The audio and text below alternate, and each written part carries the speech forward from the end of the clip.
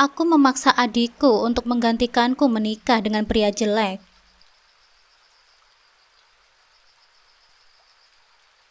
Assalamualaikum sahabat Bunda. Semoga Allah selalu memberikan kesehatan dan kebahagiaan untuk kita semua. Buat sahabat Bunda yang sudah subscribe, semoga rezekinya dilancarkan ya.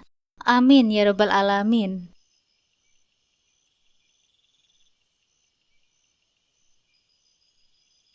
Janji ayah 10 tahun yang lalu kepada Pak Rusman terasa seperti cerita yang tak mungkin menjadi kenyataan. Saat itu, aku tidak peduli dengan Farhan, anak yang dijodohkan denganku. Bagiku, dia terlalu sederhana, culun, dan tak sebanding dengan sosok ideal yang selalu kuimpikan. Pilihanku jatuh pada Sandi, pria yang nampak sempurna, tetapi takdir justru mengungkapkan hal yang berbeda. Aku janji aku akan menikahkan anakku dengan anakmu. Suara ayah terdengar berat tapi penuh haru ketika ia terbaring di ranjang rumah sakit. Waktu itu, aku masih kecil, berusia 12 tahun. Sore itu terasa suram. Suasana rumah sakit menyelimuti kami dalam kekhawatiran. Aku hanya duduk di kursi samping tempat tidur ayah. Tidak benar-benar memahami apa yang baru saja diucapkan. Bagiku itu hanyalah kata-kata yang mengalir tanpa arti yang perlu kuperhatikan lebih dalam. Namun janji itu terucap dengan latar belakang yang tak mungkin kuabaikan. Pak Rusman yang berdiri di sudut ruangan dengan senyuman yang penuh kebaikan adalah orang yang menyelamatkan nyawa ayahku. Kecelakaan yang hampir merenggut ayah terjadi di jalan yang sepi saat hujan turun deras. Jika bukan karena Pak Rusman yang dengan cepat membawa ayah ke rumah sakit, mungkin hasilnya akan berbeda. Disitulah janji itu pertama kali muncul, sebagai bentuk terima kasih mendalam ayah kepada Pak Rusman. Setelah ayah keluar dari rumah sakit, aku mengira semuanya akan kembali normal. Ayah sehat kembali. Pak Rusman juga tidak pernah menyinggung soal janji itu lagi. Dan aku tetap melanjutkan hidupku seperti biasa. Bermain dengan teman-temanku, dan menjalani masa remaja tanpa memikirkan janji perjodohan itu. Bagi seorang anak berusia 12 tahun, janji seperti itu hanya terdengar seperti dongeng yang akan menghilang seiring waktu. Waktu berlalu dengan cepat. 10 tahun telah berlalu, dan aku yang dulu hanya seorang gadis remaja, kini tumbuh menjadi wanita dewasa dengan mimpi dan cita-citaku sendiri. Dunia di sekitarku penuh dengan kebebasan, dengan kehidupanku yang cukup glamor saat itu. Aku juga sudah punya pacar, Sandi namanya, seorang penyanyi kafe yang terkenal. Sandi tampan, berbakat, memiliki karisma yang membuatku terpikat sejak pertama kali melihatnya. Dengan gaya santainya, rambutnya yang sedikit acak-acakan, dan suara beratnya yang selalu menarik perhatianku. Dia adalah segalanya yang kuimpikan dalam sosok seorang pasangan. Dia seolah bintang di tengah gelapnya langit malam. Di sisi lain, Farhan, anak Pak Rusman, yang dulu dijodohkan denganku, ternyata tumbuh menjadi pria yang berbeda dari yang kubayangkan. Dia sederhana, sangat religius, dan penampilannya nyaris tidak berubah sejak kecil. Kacamata tebalnya masih bertengger di hidungnya. Baju-bajunya selalu longgar dan kaku, rambutnya klimis tertata tanpa celah.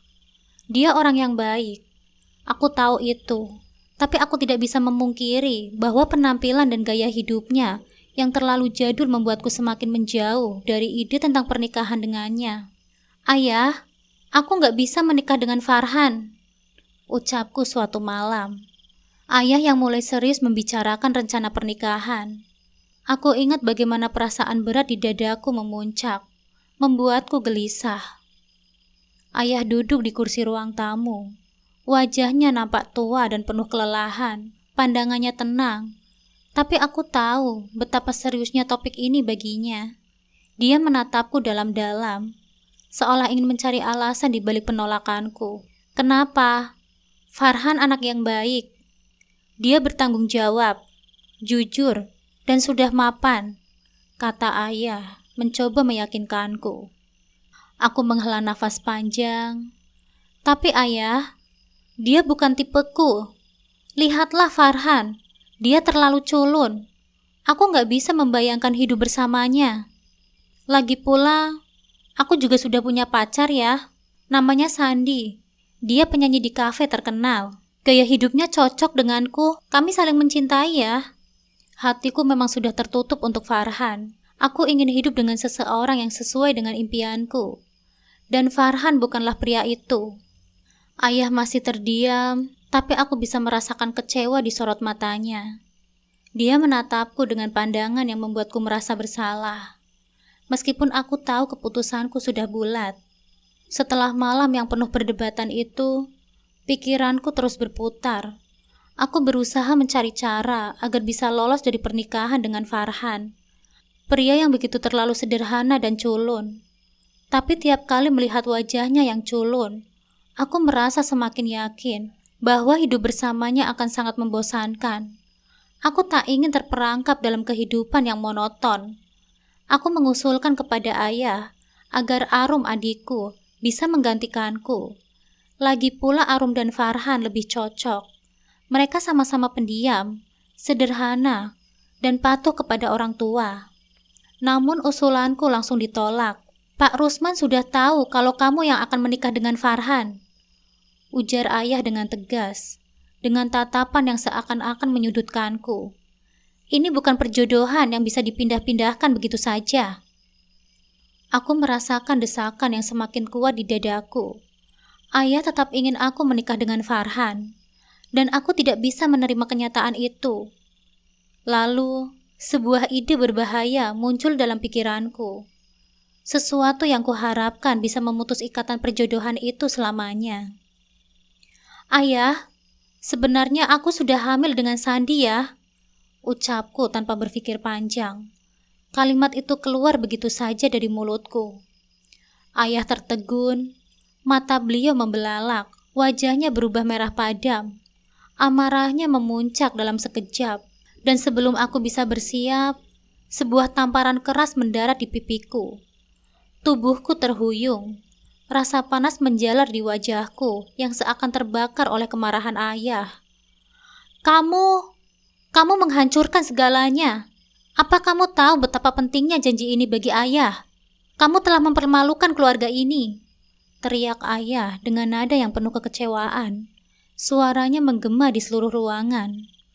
Air mataku menetes perlahan, tapi bukan karena rasa sakit di pipiku. Aku tahu dengan kebohonganku ini, aku telah menghancurkan harapan ayah. Di sela rasa sakit yang menjalar, aku berkata lirih, "Ayah, biarkan Arum saja yang menggantikanku ya. Dia mau ya. Lagi pula, Farhan lebih cocok dengan Arum." Ayah menghela nafas panjang. Marahnya mulai mereda, meski jelas masih terasa kekecewaan yang mendalam. Setelah berdebatan yang panjang dan penuh emosi, akhirnya ayahku setuju. Arum adikku bersedia menggantikanku sebagai calon istri Farhan. Dia memang selalu menjadi anak yang penurut, tidak pernah banyak menuntut seperti aku. Dia menghormati keputusan orang tua, bahkan ketika itu berarti harus menikah dengan pria yang sama sekali dia tidak cintai. Awalnya, aku bisa melihat keraguan di mata Arum. Namun dia tetap menerima pernikahan itu dengan pasrah. Berbeda dengan aku. Arum tidak banyak protes. Meski aku tahu hatinya pasti bertanya-tanya tentang masa depan yang akan dia jalani bersama Farhan. Sementara itu, hidupku dengan Sandi berjalan dengan cepat. Kami menikah hanya sebulan sebelum Arum dan Farhan melangsungkan pernikahan mereka. Pernikahan kami dilakukan secara sederhana, tanpa pesta, tanpa kemewahan, dan tanpa sukacita dari ayah. Ayah bahkan enggan hadir, merasa malu karena keputusanku telah merusak nama baik keluarganya. Tapi saat itu, aku tidak peduli. Bagiku yang terpenting adalah, aku tidak perlu menjalani hidupku dengan Farhan. Aku merasa sudah memenangkan kebebasanku. Apalagi sekarang aku menikah dengan pria impianku, Sandi, yang selama ini kuanggap sebagai segalanya. Aku pasti akan bahagia, gumamku dalam hati pada hari pernikahan kami. Bagiku, Sandi adalah pangeran impian yang telah datang menyelamatkan hidupku dari kebosanan. Dia adalah seorang penyanyi kafe yang mempesona, dengan senyum lebar yang bisa meluluhkan hatiku setiap saat. Aku membayangkan masa depan kami yang penuh gairah, kebebasan dan cinta. Hidupku akan berbeda, penuh warna, dan jauh dari kehidupan monoton yang akan dijalani oleh Arum bersama Farhan. Namun dugaanku ternyata salah besar. Hari pernikahan Arum dan Farhan tiba dan aku terkejut saat mengetahui betapa mewahnya acara itu. Rumah Pak Rusman dipenuhi dengan dekorasi elegan. Karpet merah membentang di depan rumah, dan para tamu undangan berdatangan dengan pakaian terbaik mereka. Aku tidak bisa mempercayai mataku saat melihat kemewahan yang melampaui harapan siapapun di desa kami. Pernikahan mereka adalah salah satu acara paling mewah yang pernah diadakan di desa kami. Arum mengenakan gaun pengantin yang luar biasa indahnya. Sementara Farhan, meski tetap dengan kacamata tebal dan gaya yang sederhana, nampak lebih gagah dari biasanya. Segala sesuatu tentang acara itu menunjukkan betapa pentingnya pernikahan ini. Sesuatu yang tidak pernah kubayangkan sebelumnya. Aku duduk di antara para tamu. Diam-diam merasa ada yang salah. Bagaimana mungkin pernikahan Arum dan Farhan bisa begitu megah? Bukankah Farhan hanyalah seorang pria sederhana yang selama ini kupandang sebelah mata? Kenapa pernikahan mereka justru menjadi acara yang begitu berkelas? Seolah-olah Farhan adalah seseorang yang jauh lebih istimewa daripada yang pernah kubayangkan. Ketika melihat Arum tersenyum lebar, bahagia di samping Farhan, aku merasa hatiku tenggelam dalam keirian. Bagaimana mungkin adikku yang kupikir akan menjalani hidup yang membosankan bersama pria culun, justru bisa meraih kebahagiaan yang begitu besar. Sementara aku, dengan pernikahan sederhana bersama Sandi, merasa tak lebih dari sebuah pelarian yang hampa. Dalam kebingunganku, aku hanya bisa diam dan menonton. Aku berpikir, apakah aku telah membuat pilihan yang salah? Beberapa bulan setelah pernikahanku dengan Sandi, harapanku untuk kehidupan yang lebih indah mulai hancur. Sandi, pria yang dulu kupikir sebagai pangeran impianku, mulai menunjukkan sisi gelap yang tidak pernah kubayangkan. Awalnya, dia hanya pulang larut malam dengan wajah lesu dan bau alkohol yang menusuk hidungku. Setiap kali kutanya dari mana dia selalu menjawab dengan nada yang tinggi, penuh kemarahan. "Ngapain kamu tanya-tanya? Urus aja hidupmu sendiri," jawabnya dengan suara keras suatu malam. Aku mencoba memaklumi, berpikir mungkin pekerjaannya sebagai penyanyi kafe membuatnya lelah. Atau mungkin dia stres karena tekanan hidup. Namun semakin hari, sikapnya semakin memburuk. Bukan hanya kemarahan dalam suaranya yang kurasakan, tetapi juga tekanan emosional yang terus menghimpitku. Sandi mulai berkata kasar, mencemooh apa saja yang aku lakukan. Mula-mula hanya kata-kata pedas yang melukai hatiku. Tetapi lama-kelamaan, kekerasan fisik mulai terjadi. Pukulan pertama datang begitu cepat, seperti petir di siang bolong. Aku terdiam, terpaku di tempat, tak percaya bahwa pria yang kucintai bisa melakukan hal itu padaku. Tangannya yang dulu lembut, kini terasa seperti belenggu yang menampar wajahku tanpa ampun. Rasa sakit fisik yang kurasakan saat itu bahkan tidak seberapa dibandingkan dengan luka di hatiku. Bagaimana bisa Sandi, pria yang kucintai dan kupercaya sepenuhnya, berubah menjadi monster yang tega menyakitiku? Malam-malam yang kulewati setelah kejadian itu dipenuhi dengan ketakutan. Setiap kali dia pulang larut malam dengan langkah yang terhuyung, aku tahu bahwa kekerasan akan terulang. Aku mulai ketakutan pada suamiku sendiri, pria yang seharusnya melindungiku. Setiap malam aku menangis dalam diam, tak tahu harus mengadu kepada siapa. Ayahku, aku terlalu malu untuk mengakui bahwa pernikahan yang kubela habis-habisan justru berubah menjadi neraka. Sementara hidup Arum berjalan dengan begitu berbeda. Aku sempat tak percaya ketika ayah bercerita bahwa Arum dan Farhan bahagia. Mengingat betapa culunnya Farhan, namun kenyataannya berbanding terbalik dengan dugaanku. Farhan ternyata jauh lebih dari sekedar pria sederhana dengan kacamata tebalnya. Dia adalah suami yang penuh perhatian, selalu mendahulukan kebahagiaan istrinya. Arum sering bercerita pada ayah dengan mata yang berbinar-binar tentang bagaimana Farhan selalu bangun lebih pagi untuk membuatkan sarapan, dan bahkan tak sungkan membantu pekerjaan rumah. Dia pria yang lembut, penuh pengertian, dan selalu ada untuk Arum dalam setiap langkah kehidupan mereka. Kehangatan yang Arum rasakan dari Farhan adalah sesuatu yang tak pernah aku duga, dan semakin aku mendengarkan ceritanya, semakin perih hatiku. Dulu aku berpikir bahwa hidupku dengan Sandi akan penuh dengan kemewahan dan kesenangan, sementara Arum akan terjebak dalam kehidupan yang membosankan bersama pria culun yang kuanggap tak pantas untukku. Tapi kenyataannya, justru Arum yang meraih kebahagiaan yang sebenarnya.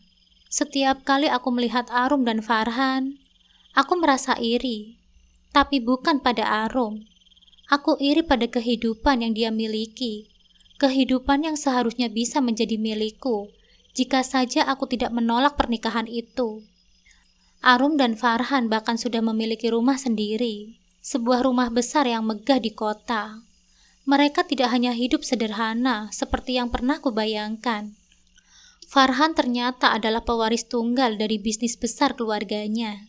Sesuatu yang tidak pernah kuceritakan kepada siapapun karena rasa malu yang telah menyelimutiku. Bisnis yang dibangun oleh ayah Farhan berkembang dengan pesat, dan Farhan telah mengambil alih sebagian besar operasional perusahaan. Mereka hidup dengan nyaman, memiliki mobil mewah, dan bahkan beberapa asisten rumah tangga serta baby sister yang membantu mengurus anak mereka. Aku merasa semakin tersudut saat mendengar kabar bahwa setiap bulan Arum juga memberikan uang kepada ayah sebagai bentuk baktinya. Aku tahu, meski ayah tidak pernah mengungkit-ungkit, dia bangga pada Arum dan Farhan. Itu membuatku semakin merasa kecil dan tak berguna. Aku yang dulu merasa bahwa aku adalah anak yang lebih diandalkan, justru menjadi beban. Ayah sudah tidak bisa lagi berharap banyak dariku, terutama setelah hidupku berantakan. Puncak dari penderitaanku terjadi suatu malam ketika Sandi pulang dalam kondisi mabuk berat. Kali ini dia tidak hanya marah-marah seperti biasa, tetapi juga membawa seorang wanita lain. Aku berusaha menahan amarahku, tetapi hatiku terasa hancur melihat dia tidak begitu peduli dengan perasaanku. "Apa-apaan ini, Mas Sandi? Kamu bawa perempuan lain ke rumah kita?" tanyaku dengan suara bergetar.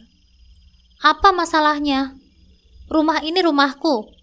Aku bisa melakukan apa saja yang aku mau," jawab Sandi dengan nada sinis, sambil tertawa dan memeluk wanita itu di depanku. Hatiku hancur berkeping-keping. Tidak hanya dihina, tetapi sekarang aku juga dipermalukan di rumahku sendiri. Saat itulah aku diusir dari rumah bersama anakku yang masih kecil. Aku tak punya pilihan lain selain kembali ke rumah ayah, tempat yang dulu kutinggalkan dengan kesombongan. Aku harus menelan ego dan rasa maluku, mengakui bahwa hidupku kini berantakan. Dengan suara bergetar, aku menceritakan segalanya kepada ayah. Tentang betapa salahnya pilihanku, tentang kekerasan yang terus-menerus kuterima dari Sandi, tentang penyesalanku karena menolak Farhan. Ayah terdiam lama setelah mendengarkan ceritaku. Dia tidak marah, tidak juga menghakimiku. Dia hanya memandangku dengan tatapan penuh kekecewaan dan kesedihan.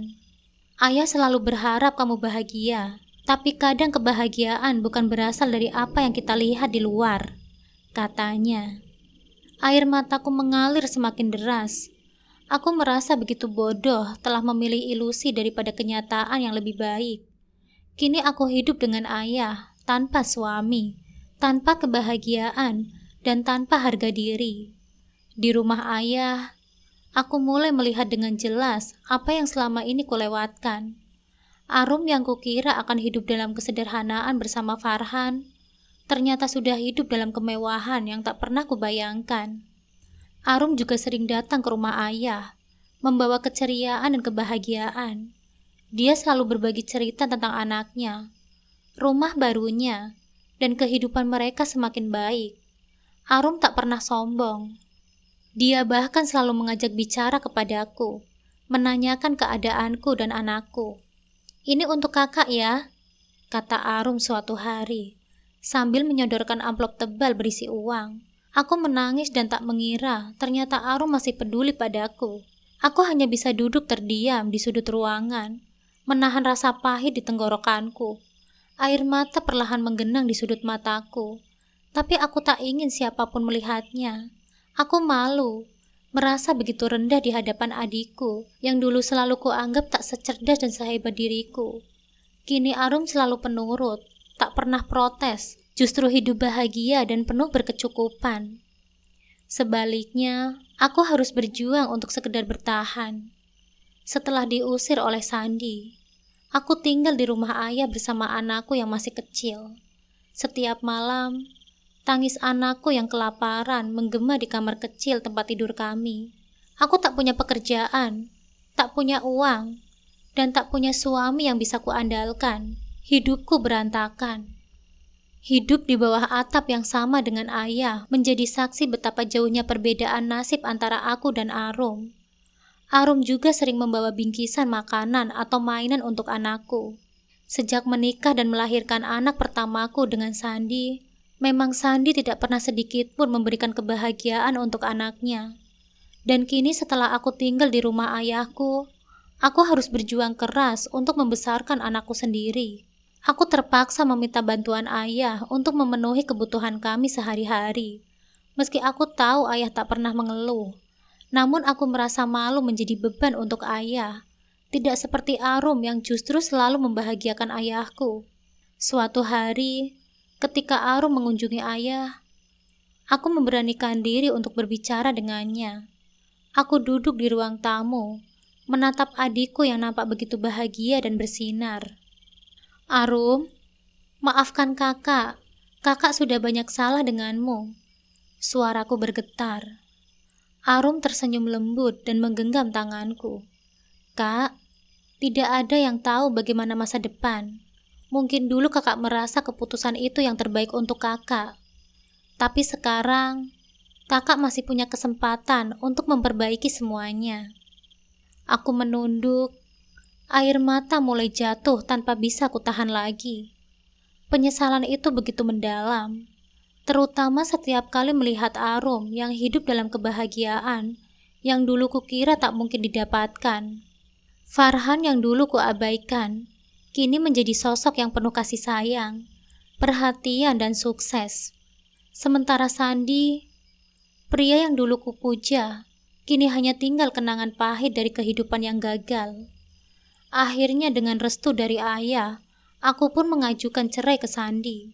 Setelah perceraian resmi dengan Sandi, aku mulai mencoba menata hidupku kembali.